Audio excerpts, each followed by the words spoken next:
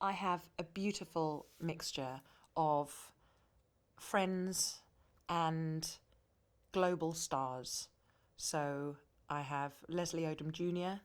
from Hamilton, that my daughter is absolutely obsessed with. I couldn't have done this without him. I have the glorious Luke Evans, who I don't think needs any introduction really, but he and I have known each other for a good 20 years from musical theatre. Um, I have my beloved friends who I've known for like 25 years. They're my daughter's godfathers, Scott Baker and Pat Davey, the fabulous lounge swingers. And then I have Sam Ryder, who I really want everyone in the world to see. He's far more known in Europe because he was in the Eurovision Song Contest last year. The most extraordinary rock voice.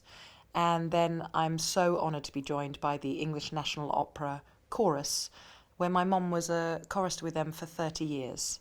And it's like having my aunties and uncles on stage. So that's a great thing for me. I can't quite believe it. It's a proper pinch me moment. And finishing up, we have the London Gay Men's Chorus, of whom I'm a patron. So an epic gaggle of beauties.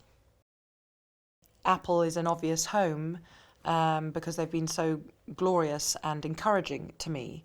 And it was really lovely when we talked about it with them.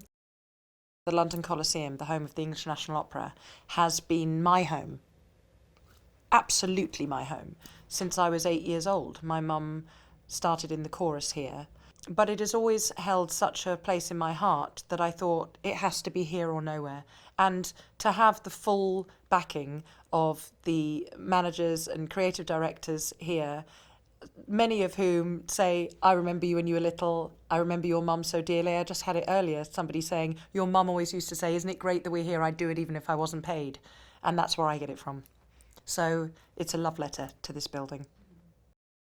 The biggest thing, actually, is the fact that I used to sit in the little box, which, as you look out from the stage, is downstage left.